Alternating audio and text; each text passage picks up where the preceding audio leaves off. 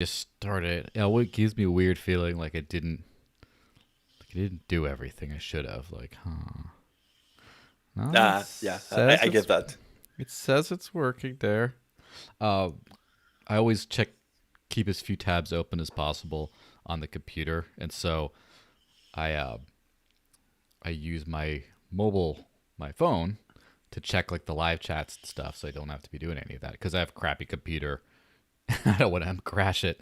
But I just recently got the Odyssey Mobile App, which has been out for a little while, but the Play Store won't add it. And so I wonder, I'm looking at it right now because someone gave me the APK file. However, I don't think that they have a live chat on it, unfortunately. So I might have to just watch from the browser. But, you know, Okay, such is give me a life. sec. Yes, no problem. Okay. Uh, Uy, qué pelos, Carlos. Yeah, no, That's fine. so people fetching things. No All right, problem. Bonus but yeah, content. I'm good to. I'm good to go live anytime. Yeah. Are we not Yeah. live already? Yes, we are, but it's just pre live Okay, cool. chatter. Um, Usually these days I try to do it a couple of minutes.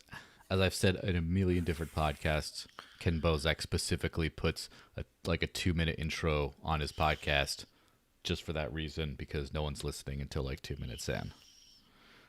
Yeah, I've been doing Twitter Spaces lately as well, and you have to give people like a solid 15 minutes to be on it. Yeah, that's because Twitter Spaces are more like an academic lecture or something, where it's like people are Yeah, late to class, they're having coffee, they're like, "Hey, good seeing you here," and it takes a while. Whereas like a show, it's just like you start the movie and then you're saying like, "Come on, hey, shut up, get your drink and come." And it takes like a couple minutes. Be like, "Wait, what did I miss?" It's like that's why like the credits scene starts. It takes so long. But it's the same thing. man, but Same thing here. fun, fun couple of days to be in crypto, isn't it? Yeah, I'm sure we'll go over Hilawi commented, by the way, he's watching. You could have a running audio of all your past guests as intro. Maybe hit some highlights. Well, I could, but here's the thing. Also, is this intro, this part before the intro, is a great time to just get like other, you always talk about exclusive content, right? But it's like all the other off-topic chat that like, if you're early, you get that, and if you don't like that, you don't like that. But like, you're not if you're listening to the audio only version, you won't even be hearing this because I usually cut off all the chit chat out of the beginning because otherwise someone's like listening to a podcast and they hear someone mumbling about there's someone in the live chat and they hate it, they complain. Yeah. So I don't do that. So we got two people watching here. um First Light says hello from Peru. Hey, how's it going, man? Oh, hi.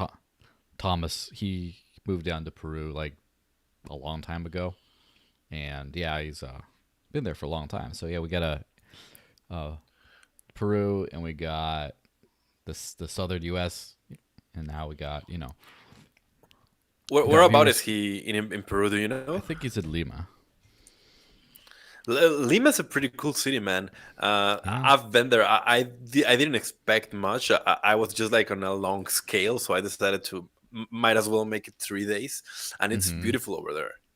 Yeah, I at one point before I moved to New Hampshire, I was looking for any job in any free market think tank anywhere in the world.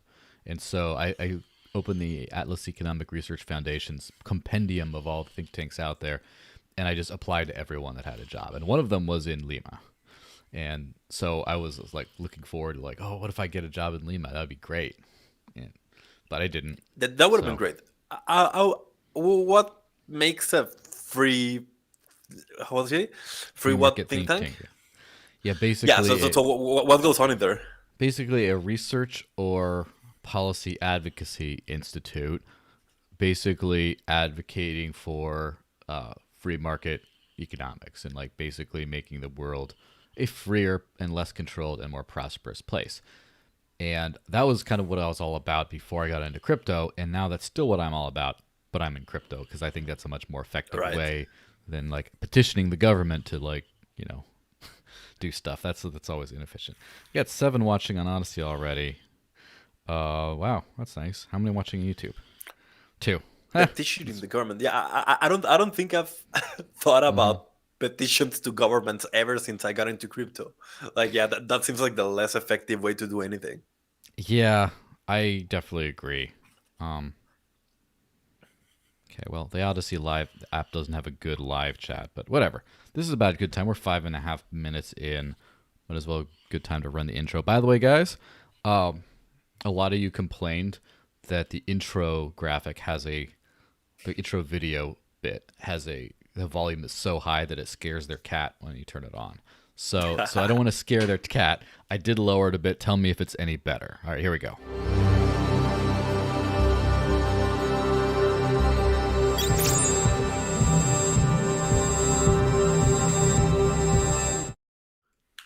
Yeah, I don't get any sound on the intro as well, but the viewers But do. people But hey, do. everyone, how's it going? Happy Friday.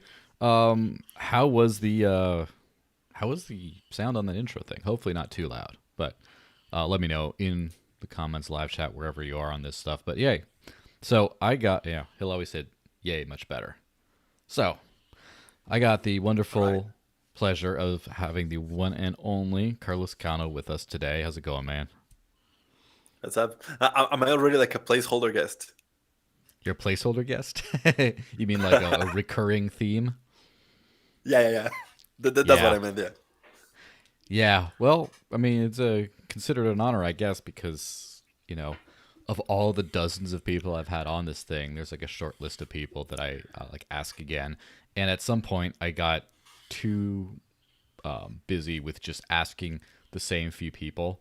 And so I sometimes space out. Like I literally, when I'm thinking about who am I going to invite on again, I look at my podcast page, see when the last time I try to space them like 2 months apart. Because if it's just like there's only four in a month, four of these shows in a month. So if it's just like like every four shows is like a lot, but like I will do like once every four, but then once every like eight is like 7 or 8 is like that feels good. It feels like I'm not just like running out of people to talk to, Um, But I've never I've done actually started to appreciate doing the same people over and over. hmm It just gets more fun, and you just like it's less awkward in general. People get yeah. used to your ways.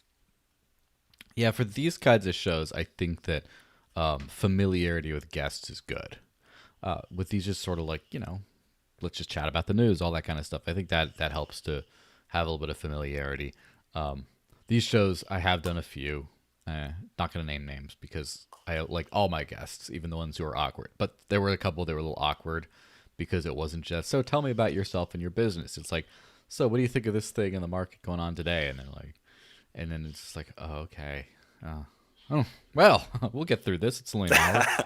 Well, the first episode I did with you, I got pretty Yes. drunk, and I'm pretty sure I was pretty outspoken about who I didn't like that came onto my podcast. Oh, So if you people like gossip, go check out that one was it on this channel? on your channel. Yeah, Yes, the that's first one I pretty did on funny. your channel. Well, feel free to get pretty drunk if you want. I mean, you only have like 50 minutes or so to do it. So, but Okay, uh, it's mhm, 1:30. Well, it's 1:11 right now. So I'm pretty yeah. sad that I have to work after this because the first time I got drunk, I had a lot of hmm fun, but then I have to do shit after this. Yeah. Well, uh, yeah, this is just like a lot of pre headline banter or whatever. So we got to wrap that part up pretty soon. But usually after these podcasts, because every other podcast day, I do a dash podcast afterwards because I did that before I started this channel and people wanted me to continue it. And after that, I Uh-huh. do like a Zoom hangout thing called the after party. And so they still do it at least twice a month. But now people are starting to ask about like, oh, are you gonna get on the after party after this? And like, yeah, so probably there will be an after party after this one. And in fact, there definitely will be, and I'll be on for like an hour and a half or so. And so if you guys if you wanna join, you can. Usually it goes from like I guess 5 p.m. our time, 4:30, 5 p.m. to like past midnight sometimes, depending on how many people are on, how many people are talking. So it's a fun hangout. So that's pre-advertising the after party. But remember, everyone who's watching who's new, like and subscribe. And say stuff in the comments. I appreciate, of course, if you go to cointr.ee/thedesertlakes and leave a tip with your comment, because then I'll flash it up on the screen like so. And yeah, and then I will not ignore you. Otherwise, I may ignore you. So let's just Did get. you ever consider doing something like Twitch or something like that? Yeah, I need to get on Twitch. The problem is like all this streaming, like it didn't work out for me for whatever reason. All the streaming stuff I've been doing just out feeds into my YouTube and Odyssey channel, and of course I do it on like Facebook and Twitter. You might be watching this on Twitter, by the way. So I will have to go, give Twitch another look, because I was using like a streaming service that, like a splitter or what as it were, to a multi-stream service that I don't remember if I could go to Twitch as well. I think it's like limited in the number of options you can do, but I will revisit that at some point. Also, at some point, I'm just going to probably just sell some NFTs. And if you have an NFT, you get into the Telegram channel. And if you're in the Telegram channel, you can ask questions and I'll read right off that. I might have a little NFT exclusive club Telegram feed instead of this clunky thing. But, not talking too much crap about CoinTree. So, are you poor yet? Am I poor yet? As far as the considerably crypto market. poorer than I was a week ago. So yeah, I would define myself as poor. How about you? Yeah.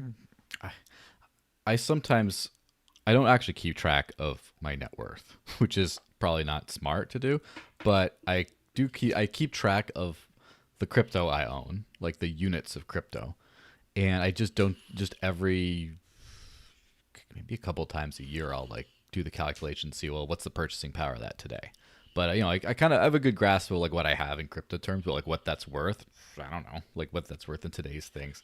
It's kind of weird to like have it kind of backwards, whereas people say I got like 400 grand in crypto. Oh, I only got 300 grand now. It's like when the market dips, I don't actually lose money because I just lose the purchasing power of the money I have. And so it's maybe one reason I'm not as like crazy about the dips. But yeah, this That has is been more. yeah. I'm also considerably less exposed to crypto than what people would assume I am.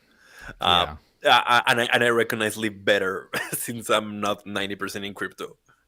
Yeah. That's something I'm sure we'll hit in just a second, but like what, Bitcoin's like 37,000, ETH is Yep. 2,700.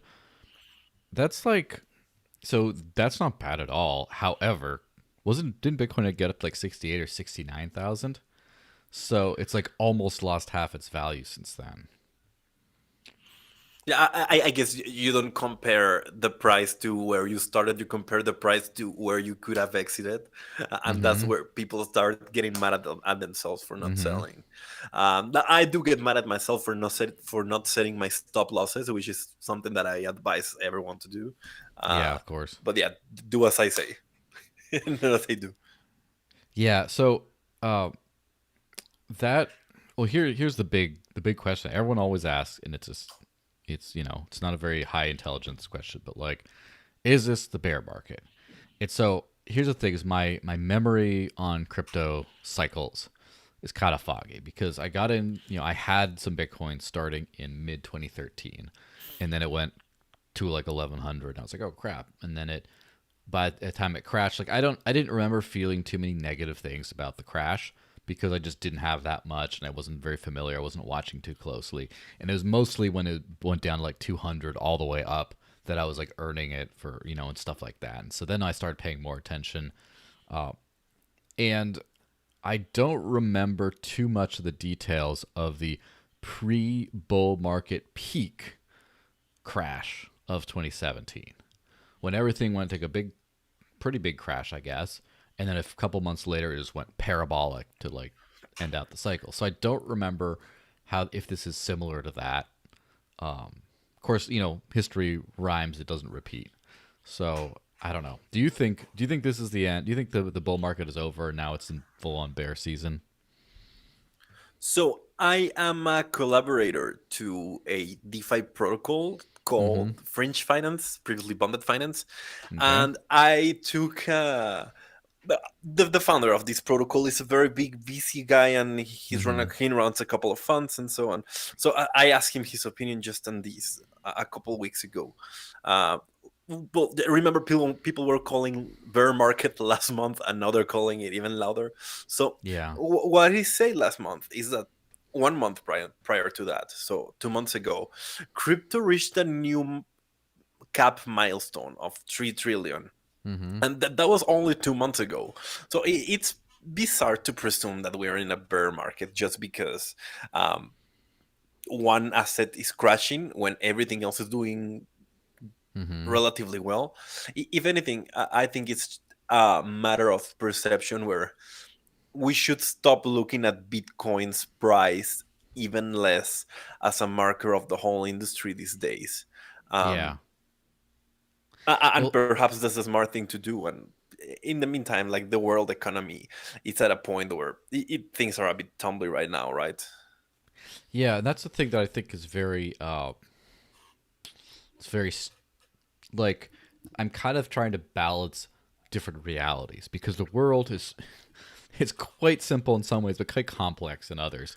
And the simple thing is the fundamentals, which is fiat currency is horribly outdated, and people if people have an option to do with something that they can do what they want with and is not constantly inflated, et cetera, they will. If they have the choice, and they do have the choice now, they will. It's so fiat's going to go away. And also just man, all that inflation over the last couple of years is insane. So on the one hand, crypto. And on the other hand, I understand that there's market cycles. And it goes up and it goes down and it goes up and it goes down. And some of these are pretty predictable. And so I'm trying to kind of balance those types of things. I've heard some people who pay attention to the market side of things a lot closer than I do predict that, oh, as we're going to see like a February, March kind of, that's when the cycle is going to kind of top off. And I mean, that sounds good to me, right? I like it for them to be there because I still wanted to go higher and I want to buy a couch or something like that while it's up there, you know? But, Yeah. I don't know exactly. I guess I'm prepared either way. One question on that part. What do you think of the advent of interest bearing stable coins for this next bear market? Because it wasn't like there was always Tether, but there was a bunch of weird, shady stable coins in the past, like Tether. And now there's so many different stable coins. And there's a lot of, because of DeFi, there's a lot of places you can make a lot, like say 20% APY on a stable coin. And do you think that's going to change the way the markets work the crypto trader life? Instead of just selling at the top, they just move in to interest bearing stable coins and then, can kind of keep going from there. So I actually wanted to talk to you about this because you're the digital cash guy.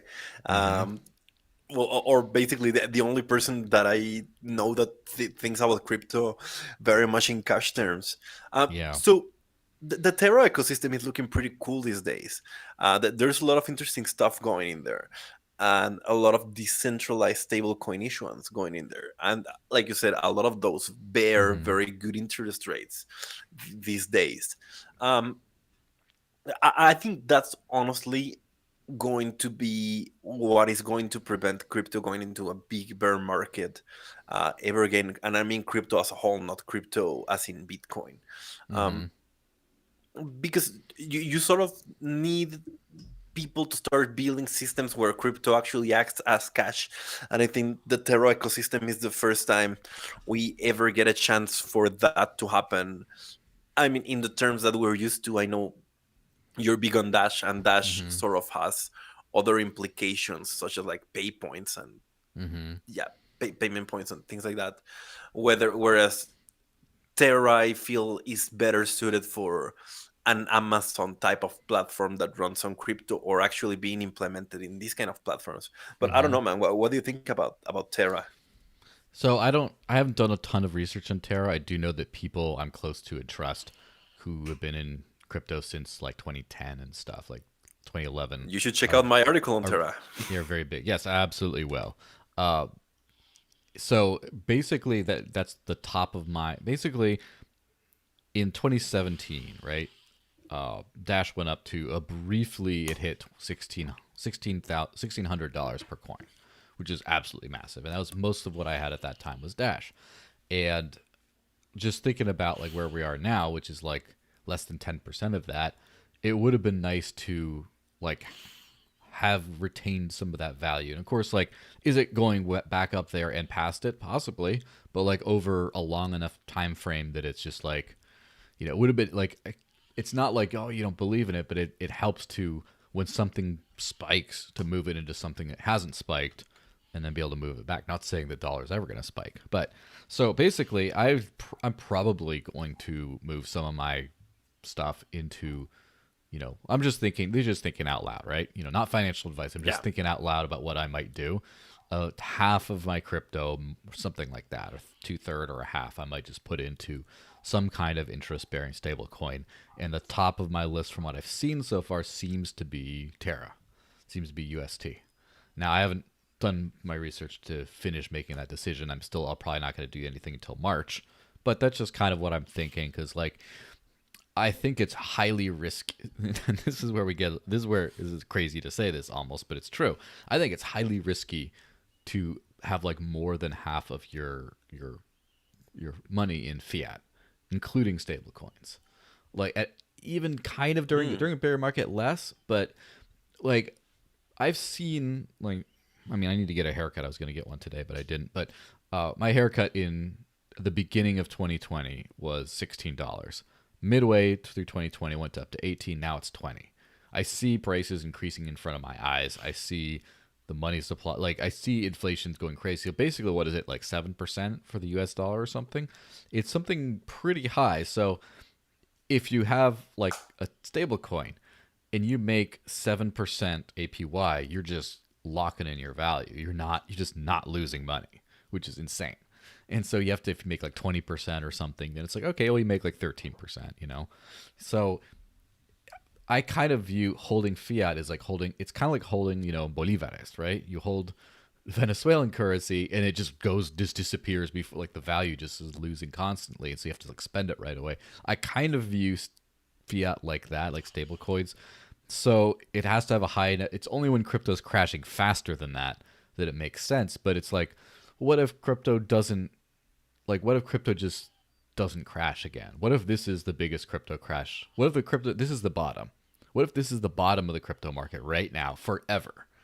And it's just not going to go too astronomically higher, but it's just going to slowly build from there. Again, I don't know if I don't think I believe that, but there's a possibility, in which case, I put it all in fiat and your fiat just goes in the toilet. And it's like, because you put it all in something you don't believe in, which is fiat. Like, so I'm probably going to do like a 50%. And then whenever I feel like everything's bottomed out and starting to go back up, I'll just like get rid of all of it and put it in something that's, probably going to go up in value. And of course, doing some DeFi way where I'm earning interest on, or, staking rewards or whatever it is on the better kind of token. So the one thing that's very smart, first of all, and doing it in the Terra ecosystem, I think makes sense. I'm on the same exploration thing as you, so I also Mm-hmm. do not do this. But in my opinion, based on my research, and again, not Mm-hmm. financial advice, the Terra ecosystem is where to go to do this. Mm-hmm. Now, they are climbing fast.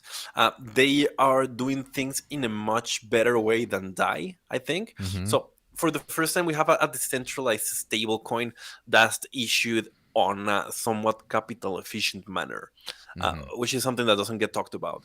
Because with DAI, what happens is that most people would not care to mint DAI, and therefore there is not enough DAI in the economy to be significant, because it just means locking away their assets, and there are better things that they can do with their assets, Mm-hmm. including other lending platforms that are non maker. And Terra is very good in that regard.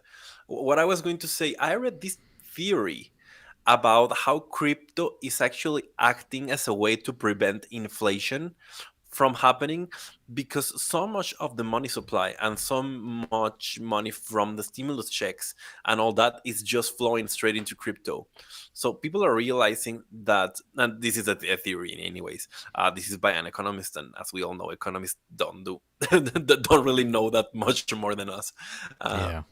but if this thing is flowing into assets like Bitcoin, is actually prices from inflating more because it has somewhere to go, Hmm. and that's what also played a long part on the prices going as high as they did, right in the middle of the worst crisis of the last, I don't know how many years for the world Hmm. economy.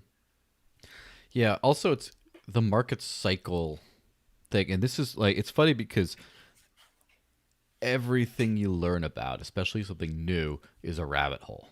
And everything is connected with everything, kind of. And so every time I learned, like crypto has taught me so much about the old world because it's like, well, how does the old world work and stuff. So like in terms of like market cycles and investment and all that kind of stuff, I was knew very little about any of that before crypto. And so now getting into crypto, it's like, oh, the fiat world does it this way. So in that whole thing, um, cryptos are like stocks kind of today, uh, but Hmm. the thing is, and they're because they're mostly speculative, and you speculate on like equity in companies and stuff like that. The difference is cryptos are the end user product as well, kind of. It just we don't have a lot of end users. The end users Mm. before were speculators, but now we have end users and like to doing stuff like you know every time you want to like again I don't know too well how Terra works. I'm sure I'll know a lot more after I read your article, which was kindly linked in the Odyssey chat. First Light said just found at decor.net. So the I'm sure that every time someone wants to put money in to do something like that, they need to buy the token and something that kind of pushes price up. Like here's the thing with these cycles, I think the NFT hype cycle is going to be over at some point, but I don't think people are going to stop making NFTs just because I don't know, the crypto markets are down, I'm not going to make NFTs anymore. No, they're going to be making NFTs all throughout the bear market. In fact, Yeah. probably increasingly as more and more people get in. And you can't make NFTs without having whatever token like Ethereum or Wax or whatever else. You need that to mint the Pesos. NFT. Yes, you need those tokens to mint the NFTs. So you got to buy the tokens, and if you're buying the tokens, that pushes the price up. So I think that when crypto ends up becoming like a mainstream asset where you're just buying it all the time for non-speculative reasons, this could I wouldn't say completely change, but it will like change things. So like I don't I don't know. Are there cycles like this, market cycles like this, with fiat currencies, like ones that people like spend, like versus like the dollar versus like, do people buy the dip on the euro when the euro goes down against the dollar, and then they just like wait until like the dollar goes and they put it back in the dollar? Like, I'm sure that happens to a certain extent, but I don't think it happens nearly to the extent that it happens in other markets. That's a way to look at that. I mean, people do buy dips of. Mm-hmm. I've read stories of George Soros buying dips on Mm-hmm. fiat currencies, Yeah. um, but I don't know too much about that. What I was going to ask you is, Mm-hmm. and moving into the headlines of the day, what do you The think about this Russian. whole Russia thing? That looked like the perfect segue for that. Yeah. Uh, I really don't. I mean, didn't they already do this? Like, I don't. I seem to remember from back in the day when China was like starting to become everything as far as crypto. Like, oh, China bans it's going to be a problem. I seem to remember that it was not legal in Russia, or it was frowned upon, or it was and I seem to just remember like a lot of regulatory uncertainty, but they weren't. And then I seem to remember Russia relaxing. Again, this is memory. This is not quoting facts. I didn't look too deeply into it. I seem to remember them relaxing some things or becoming a little slightly open. So this whole thing doesn't really like bother me, I guess. I don't know how much was actually. I do know every time I hear about like crypto geniuses, there's a bunch of Russian names there, like as far as like coders and stuff. So there's clearly a lot of like, shadowy Russian super coders, whatever, who are building a ton of, crypto protocols and things. But I don't know. I just don't think this is like, Today I was thinking about this. yeah. There are a bunch of like the crypto ecosystem is hugely Russian. Uh, Mm-hmm. you do see like even and this is not going to sound nice, but like there's a major point to that. You see people from doctors that are CEOs of protocols and CEOs of projects and big ones as well, and are just Mm-hmm. like information architects, all the way down to the spammers and to Mm-hmm. the fucking people that text you in your Telegram chat, do you want some marketing, bro? uh, Mm-hmm. these guys are all Russian, man. The crypto ecosystem is hugely Russian, and well, they're a huge nation. It has to be. Uh, so it's just interesting that they're pulling that kind of move on their own people, especially when they're not doing that well economically. Yeah, and that's going to be something I think is very interesting to watch. Like a lot of, especially Latin American nations, are exploring, like explicitly legalizing cryptocurrencies, if not making them legal tender and things like that. But it's obviously the U.S. is going to be one of the last places because it has like global hegemony with the dollar. But it's kind of funny to see China, which could have had a, is always like trying to, everywhere the U.S. is failing, the U.S. empire fails, China's like there, like they're like, oh, we'll do it, you know. And so it's kind of funny to see China just chase crypto out of the country, basically. Not obviously that's not 100% true, but it's funny to see them crack down on crypto when crypto is what could give them the edge over their old nemesis. It's the same thing with Russia, right? Like if I mean Russia welcomed Snowden in with open arms because he was such a, I guess, powerful tool against the U.S. government's control. But like you think that they'd want to welcome that stuff in too. I think they just realized it's too What dangerous was to it? their Sorry, powers. Like with Edward Snowden when they kind of Snowden. adopted, Yeah. like you almost think, the thing is I think they knew that Snowden, they could control him, maybe not control him, but like that he wouldn't cause a lot of problems for them, whereas I'm 98% sure he's a puppet. you think And, so. and at this point, they're just keeping him alive because yeah, it's just a Yeah, big fuck you to America.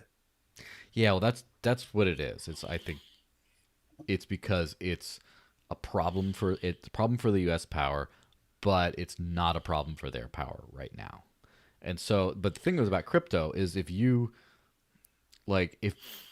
entertain crypto, if you let crypto take off in Russia, your ability to directly hurt the US dollar, it's not direct. The whole world needs to get on crypto for it to really start hurting the US dollar. Russia getting on crypto doesn't do that. It does give it a competitive advantage against some place like the US. However, it also, in doing so, completely destroys whatever control the Russian government had over the finances of its people. And I don't think that they're willing to do that. So that's kind of like where that's going. I don't think that I don't know. It's just that I think when you see, the U.S. as a superpower still somehow, and then you have like the lesser powers, like, but they're still, all the powers still have control of, to some degree, over the currency of their people. And I think when you get smaller countries, like especially like El Salvador, where you have like the dollar being used and stuff, like the actual currency is just, no one really cares. They don't really have that control, so they're more than willing to welcome in cryptocurrency for its benefits because they're not going to lose out on a lot of power because they didn't have that power to begin with. Did you see Bukele meeting with Erdogan? I wonder what that was about, man. No, is Um, that recent? no, like yesterday. Hmm. Um, Yeah. I'm in a C period crypto group, and one of their Hmm. pet peeves is Erdogan because like they Of have such a course. weird relationship with Turkey, and so that's the only way I learned about this. I don't think the Hmm. Salvadorian press department is going out of their way to advertise this situation. But yeah, they met Interesting. yesterday, and the Turkish lira is one of those. It's basically the Bolivar of Europe or the Hmm. Argentinian peso of Europe. Um, so Or you the see Zimbabwean them dollar of Europe, or exactly, or go on, on, basically. on. It just gets progressively more explosive depending on Yeah. your continent. Uh, but like you would think, okay, he must be thinking of Bitcoin or something to like kind of get away from the situation. And this guy is a proper dictator. We don't yet know if Bukele is a dictator, but we know that Erdogan is. And Mm-hmm. so it kind of brings vibes of, like, again, from Venezuela, Maduro trying to implement Bitcoin to sort of salvage his situation. So Mm-hmm. they must be thinking about that. It'll be interesting to see it happen. Uh, on the Russian front, though, last time I talked to you on this podcast, there was also a trend of something going on with India or with China, or Mm-hmm. that there was another food that had just impacted the market. Mm-hmm. And I do believe you're right that Russia has pulled China before. I just don't remember when. But last time I talked to you, there had just been something like this. And I remember we were talking about the geostrategic position of the US among all of these. Mm-hmm. And I think there's pretty much seals the deal, right? Like, the US is going to have to go all into cryptocurrency and supporting this thing to further distance itself and try to ride that wave of innovation. At least that would be like the sensible move. Yeah, which it's kind of funny because uh, that might come back to tariff. I don't know how the U.S. government's going to deal with stablecoins. I know they've spoken most harshly, I think, in the past on like tokens, like ICOs, like illegal security sales, as they call it. Yeah. And then it seems like their next biggest enemy is stablecoins, where they see it as counterfeiting, basically. Like they don't want people making fake U.S. dollars, kind of thing. Which I don't think that's the big thing you should be worried about. And then after that, it seems like they're worried about DeFi. And then after that, very down on the list is like privacy coins that they used to not like, and now they just realize they can track a lot of them anyway. But also they just don't care because people are just like hiding them away or buying weird things with them. It's not like DeFi and stuff where people are making a ton of money and not giving them any of it. That's what they're Yep. worried about. But so I wonder. I wonder about the stable coin market is going to be impacted by what the U.S. regulators decide to do.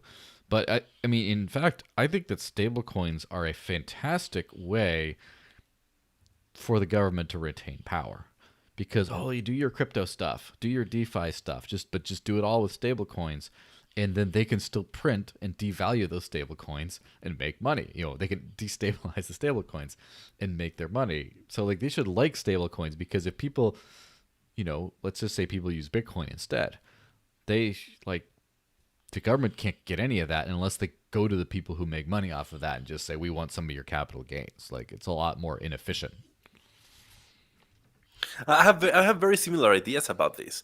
I Mm-hmm. think if I was the government and I see people doing crypto and all that, I at least would want them to keep it pegged to my own fiat currency, because, well, it's just more dollars in the market. Well, what Mm-hmm. do I care? It's just like solidifying the position of the dollar. No one deals with Singaporean stablecoin dollars.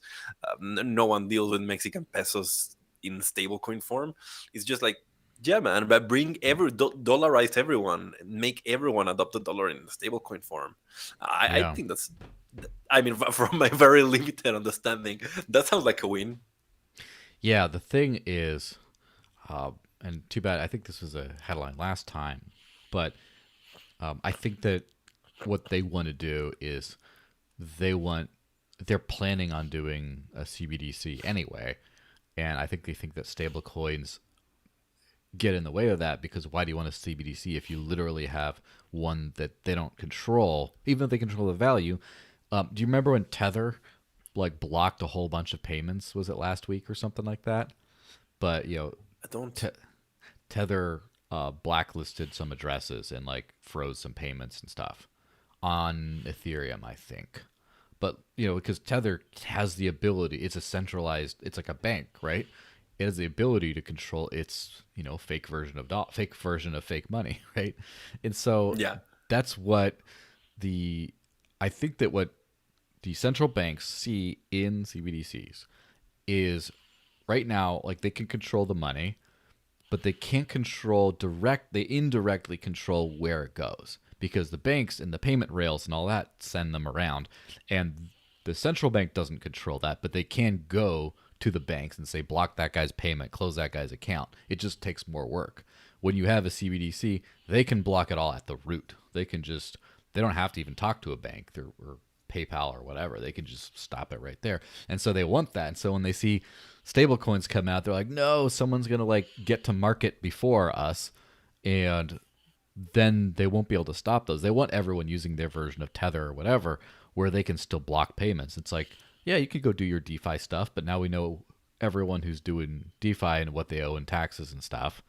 And honestly, I think that if people, a lot of the banks are not going to be happy with DeFi because like if you make 20% in a savings account on a stablecoin, compare that with a bank account, what a bank account makes. But the federal government doesn't really care because if you're making that, they can just tax you on that anyway, and they can just say, "Hey, sorry, banks, you should have bought it. You should have aped into Luna, or whatever, or aped into their CBDC."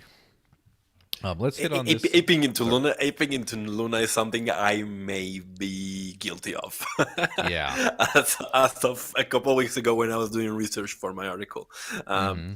It's just one of those things where you think, who is smart enough to design this thing? Because it's so simple and yet it must have so many complex parts to it, where I Mm-hmm. just wonder what does it take to actually make this happen. That's just a random thought.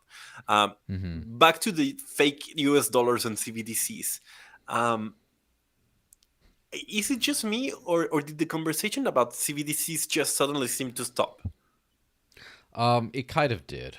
I think that I honestly think that the reason for that is that there's a half and half of like half the governments just realized, you know what, we'll just let crypto happen. Like the El Salvador type places, is we'll just use what's already there, and that's a much better way of getting power taken away from, like, I guess, the U.S. But I think the other ones are quiet because they're going to release their CBDC soon. Like as far as stuff like the U.S. and things like that, I think it's like people always get quiet before a big release or big announcement.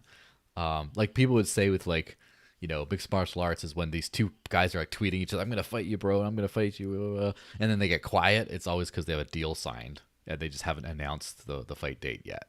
It's like the same kind of a thing. I think a lot of these countries are going to come out with a CBDC in short order, and they just haven't yet. Ooh, we got a super chat here from Anonymous. We've been fortunate that the regs passed in the U.S. Congress haven't hurt projects yet. There was some weird text in the last bill regarding devs and their liabilities. Yeah. Do you remember anything about that? I don't know how I closely you don't. keep track of U.S. legislation, which I hope it's not too close because it's stupid. But But I have I yes. have a cool story. Panther Mm-hmm. Protocol. It's a privacy project, and what they Mm-hmm. basically want to do is to create a system that creates a synthetics of every token in every chain, and Mm-hmm. that move within multi-asset shielded pools. So it's basically dark pools for everything. So like Mm-hmm. you can do all your DeFi activity, but in a private setting, and it's led by some smart people, and it's I obviously have something to do with them. So like I know it pretty Mm-hmm. well. They're the way they try to work it around it, because obviously they're very worried about the liabilities of their developers, Of course. because they're basically doing something that could be turned illegal if someone decided to. Mm-hmm. um, so what they did is that they set up this system. So they actually developed the whole thing, but they make it so that it's up to a DAO on whether to release the protocol or not. So the code is there sitting in the smart contracts, and the snapshot or the vote decides whether to make this thing live. And according to them and the research they've done and their legal team, Yeah. this somewhat like removes the liabilities from the developers. And I think this could be an interesting primitive that we see implemented in other projects in the future, because it basically makes you fully decentralized from day one. without having to be fully decentralized from day one. I mean, from day zero, which is what takes years and years and years to bootstrap. Yeah, that could be, that could be a good thing.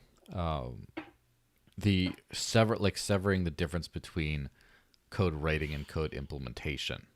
You know, that's the big thing. Is the problem is like a lot of times developers have put out a release and then it's just like, all right, run it or not, but they still put out the release. It's still like, this is the newest version of the software. You built this project to be non-compliant or whatever, rather than you just have a potential pull request and then everyone else votes to put it in.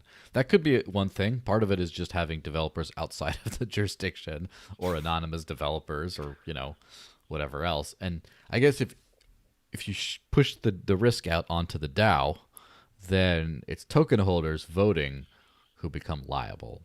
And then it's like, then you have to worry about the privacy of those tokens. Because if they're not private, if someone can see you bought like a ton of whatever DAO token on like Coinbase, and then it's just like they can see like, hey, how did that guy vote? Oh no, he voted to do criminal activity, throw him in jail. Like that could be a Well, problem. So the system actually was set up in a way so the voting also happened privately.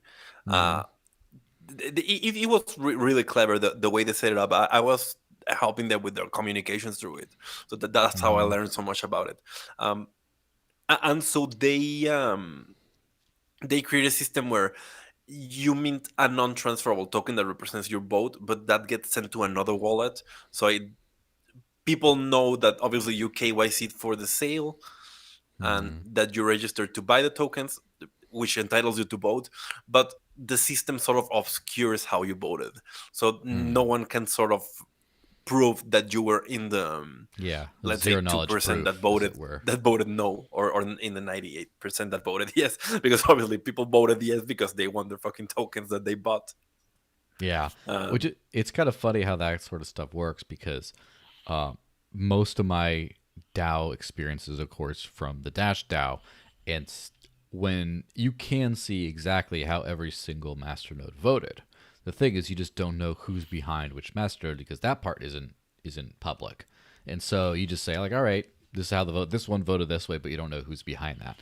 But of course, if you have some blockchain analytics and you just say like, oh, this guy bought this much and oh, this, I bet this is this person's node. So for example, there was some project that got paid a bunch of money and they really like, they didn't do a very good security. They moved it directly into master nodes and then they voted against every competitor that was trying to do the same thing and they got busted for it. And it's just like, you got that.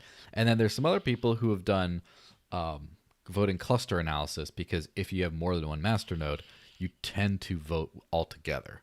And so if you have 87 nodes, all of a sudden 87 node whale votes at the same time, you can kind of decide that they're the same person, the same like entity. mm, And then, or even, it's like, because it's all out there on the blockchain, you can get, you can go see that.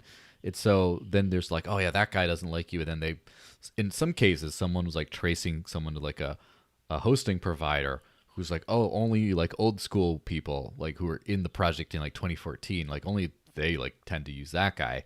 So this must be an old school whale. Why does he hate you so much? He's voting against all your stuff. And like, it's kind of funny how that works. But like, as you were mentioning, like zero knowledge proofs to where you can prove that a node voted without being able to prove how they voted or correlate them with the node without leaving anything like that.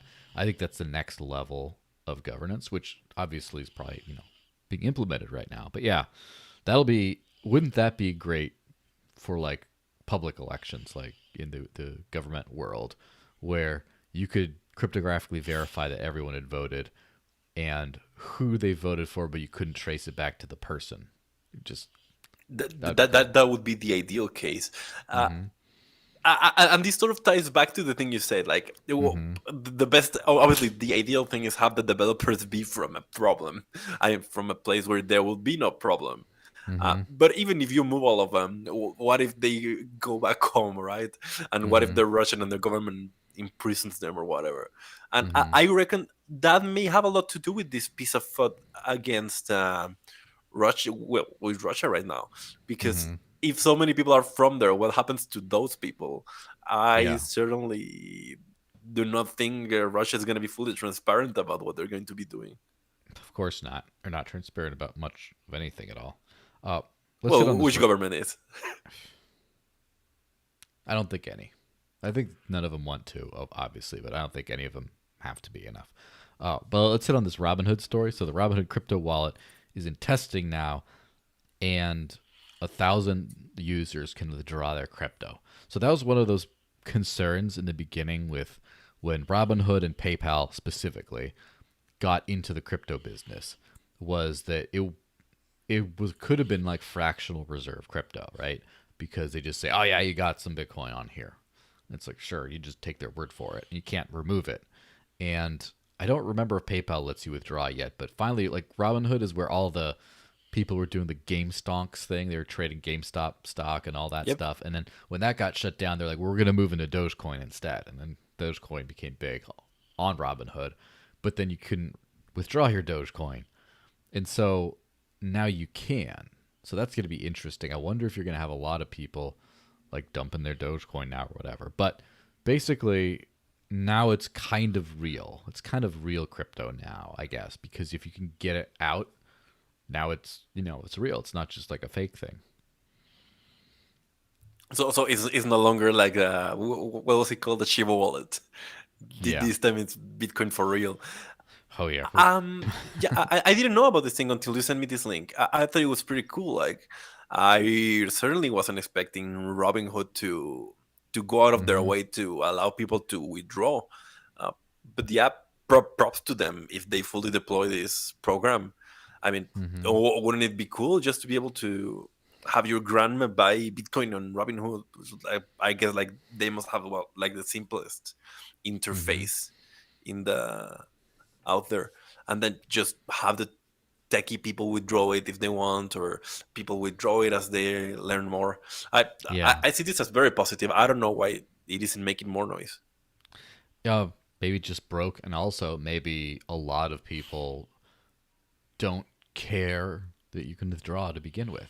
A lot of people are like, I Mm. don't care, and it's just only people like us maybe care, but we don't care about Robinhood to begin with. So it's like the people that care about Robinhood and care that you can withdraw are just there's just not as many people.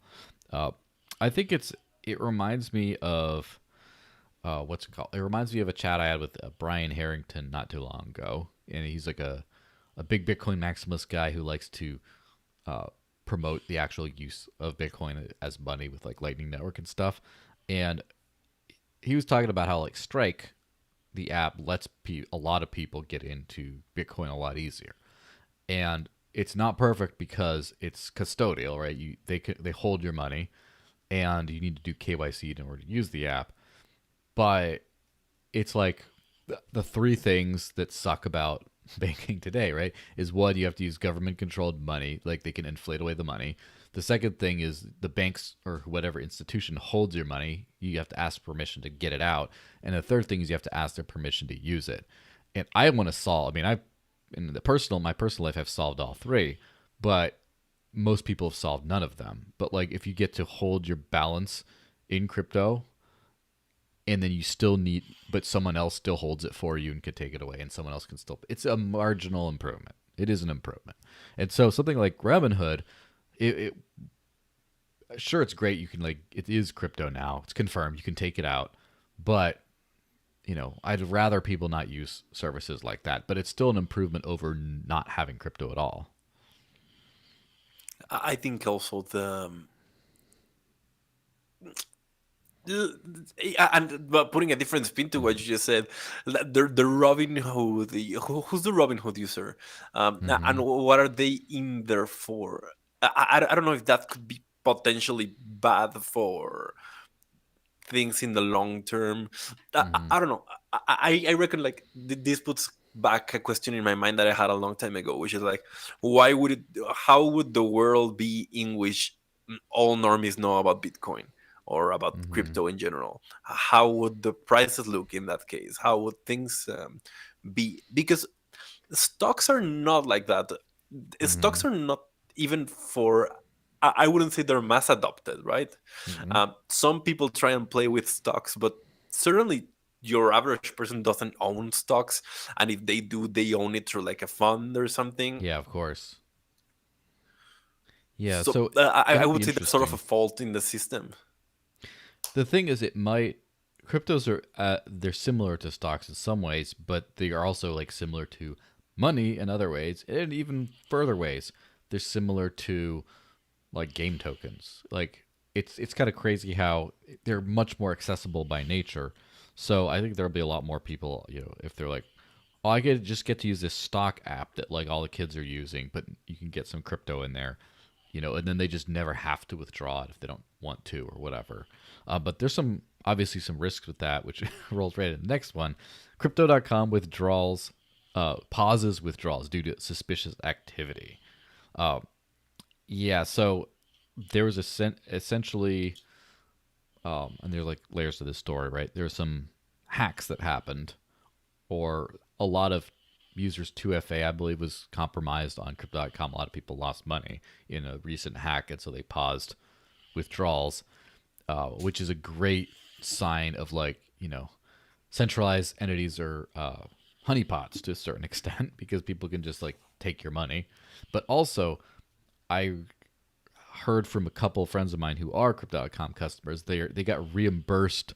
They reimbursed customers in Crow token, like in their native token. So What? if you got someone stole Ethereum from you, you got the Crypto.com token to reimburse you, which is like Not the same, it's a, bro. yeah, it's a little sketch. And so that's like the ultimate because a lot of times I was saying like, oh, look at this, use this app, you can spend crypto, it's great, blah blah blah. And, and they're like, well, I already just have this crypto.com card, I just swipe and then it works. I'm like, yeah, but it's not the same. And then now you're kind of seeing stuff like that, like getting blocked, losing money, getting reimbursed. It was like I forget which was the exchange in the years past that came up had some epic hack. They lost so much money and they couldn't pay back their customers, so they gave them like IOUs. They're like, oh yeah, here, take IOUs instead. Was it Mount Gox? No, it was somewhere in They between. they didn't do IOUs, right? No, I think they just went bust. Just so funny that they decided to pull that move and think that was a good idea. And I think Hmm. to some extent it did work because this is the first time I hear that they paid people back in their own token, and their token is Yeah. now a top 20 token. Like they're doing all right. Uh, Hmm. it's a decent token to hold, I guess. But man, I don't know. Like as a crypto person, I would not be happy if that was me. Yeah, and it's funny because it only makes sense if they're solvent, if they're a profitable company. Oh yeah, take our token. It's just like, what happens if you, let's just say, are an Apple employee or whatever, and there's some internal something that prevents you from getting paid 1 month, but then they just pay you in Apple stock instead. And it's like, well, Apple's huge and their stock's worth a lot. So even though it's a shady move, it still kind of works. But like, what Yeah, happens if you're in a small startup? What happens if you have like a community bank?